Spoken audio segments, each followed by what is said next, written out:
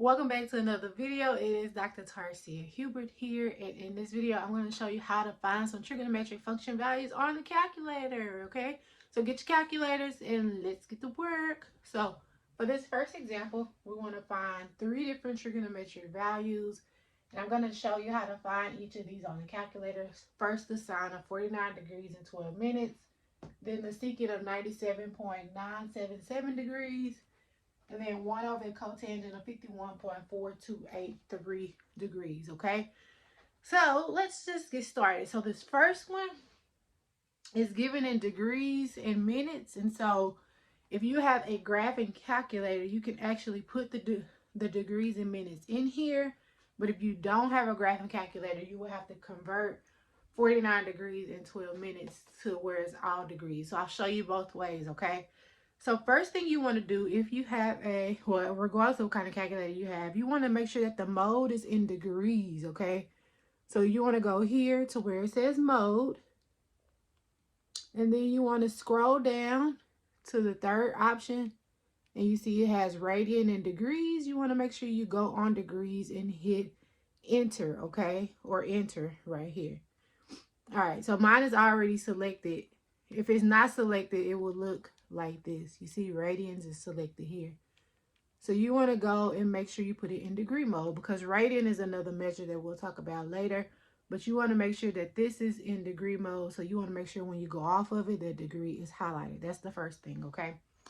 Second thing is, so for this first problem, we want to put in the sine of 49 degrees in 12 minutes. So there's a sine button. Here's the sine button. You put in sine and it automatically pops up the parentheses. So I'm going to put in 49 degrees. Now let me show you where to go for the degree button. Now if it was just 49 degrees, I could just put 49 and close the parentheses and be done with it. But because it also has the minutes in there, I have to put in that degree sign.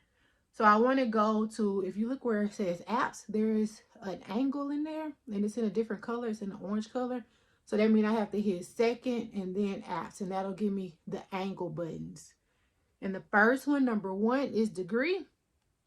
So I want to hit number 1, and that gives me the degree symbol. And then the second thing is 12 minutes. So I want to type in 12 minutes, and then I want to go back to second angle or second apps. And the second one, you see number 2 is the minutes. So you want to go down to number 2 and hit enter, and that gives you the minutes.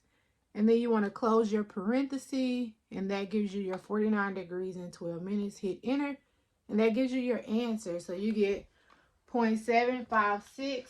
So for part A, the sine of 49 degrees in 12 minutes is equal to 0.75699505557.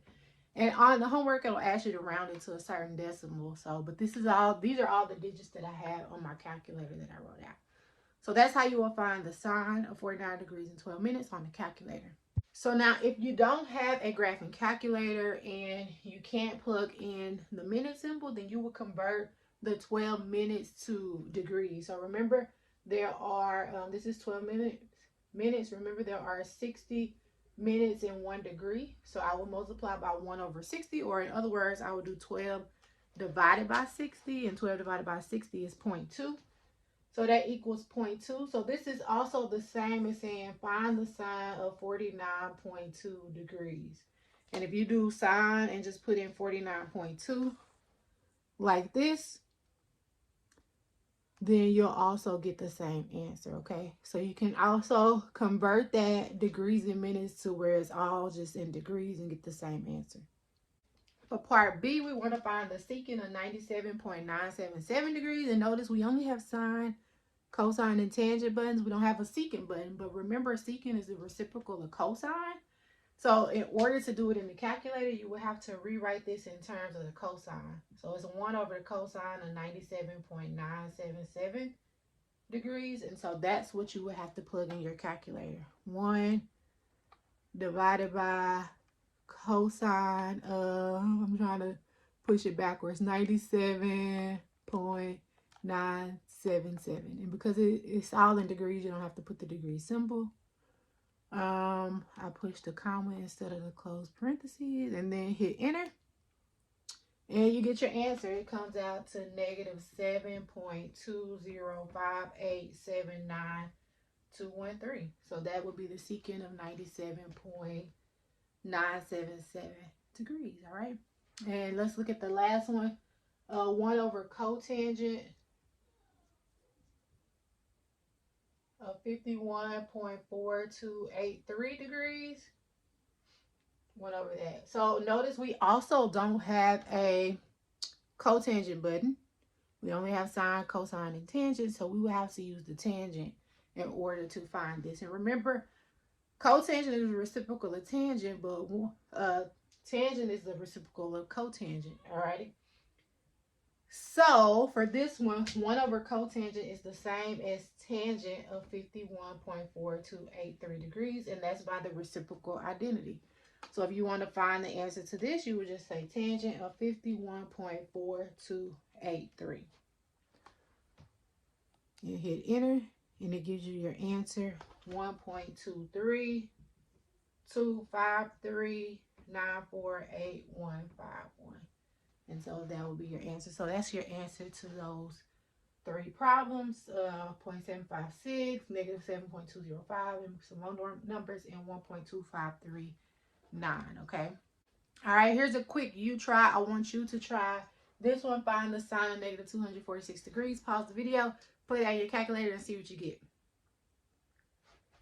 So if you got 0.9135454 576, then you are correct. So if you got that, that means you know how to plug it to your calculator. All I did was I plugged in sine, and then here is the negative button right next to the inner sign. That's the negative button. It's not this minus button, okay? It's this button right here. I plugged that in front of the 246 and hit enter, and I got the answer. So that's how you would find the sine of negative 246 degrees. Okay, so for example 2, we want to use the calculator to find an angle theta in the interval from 0 to 90 degrees that satisfies this condition. And the condition is that the sine of theta is equal to 0.96770911705. Now, this is different than the last example. The last example, we were finding the sine of an angle, and we just plugged it in the calculator. But this time, we want to find the angle that will give us this value for the sine. Okay? Anytime you want to do that, you have to use what's called the inverse sine function. The inverse sine or inverse cosine or inverse tangent, depending on what this function is, you use the inverse of that. That will give you the angle that will give you this value. So in order for me to find theta, I would have to do the inverse sine of 0.96770911705. So again, you use the inverse function whenever you're trying to find the angle that'll give you that value. And so there is an inverse button on our calculator. So if you see here is sine, and right above it, it has this sign with the -1 power. That's the inverse. If you remember from college algebra, that's the inverse symbol. So to get that, you would do the second button, and you would hit the sine button, and that gives you sine, inverse sine. And then you put in that value, the 0.96770911705, and close the parentheses and hit enter. And it gives you 75.4 degrees. So theta would be equal to 75.4 degrees. So this is the angle that when you take the sine of it, you get this value, okay? So you have to use the inverse function whenever you're trying to find the angle that gives that value. Let's try another one. Okay, so this will be the last example that we work in this video. And this time we want to find the secant of theta. We want to find what value theta will give us. The theta that's between 0 and 90 degrees. That will give us 1.0545829 as the secant of that angle, okay? So remember, we don't have a secant button on our calculator. Also, we're looking for the angle. Since we're looking for the angle, we have to use the inverse function. And because we don't have a secant button, we have to use the button that we do have on our calculator, right? So remember, secant of theta is equal to the inverse of cosine of theta. So if we want to be able to use cosine of theta, then we need to figure out what is the reciprocal of this. Because secant is 1 over cosine, that means we need to take the reciprocal Basically, you take the reciprocal of both sides. So 1 over cosecant, 1 over secant is cosine of theta. So I'm taking the reciprocal of both sides, which I can do.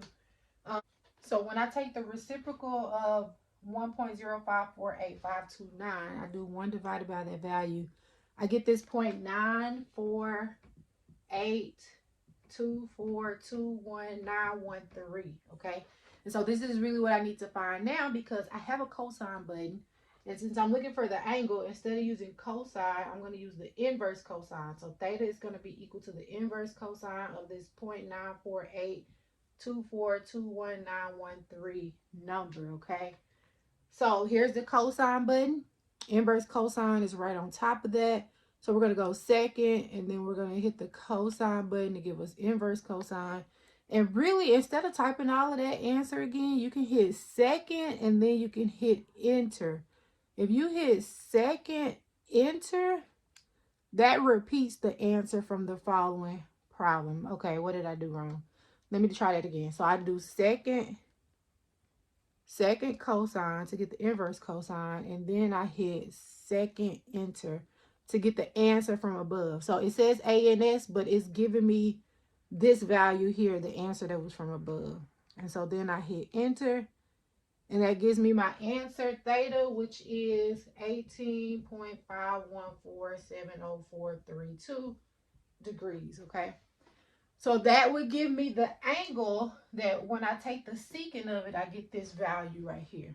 Okay, so because there is no secant button, we had to take this and rewrite it in terms of its reciprocal identity, cosine, because there's a cosine button on the calculator, okay?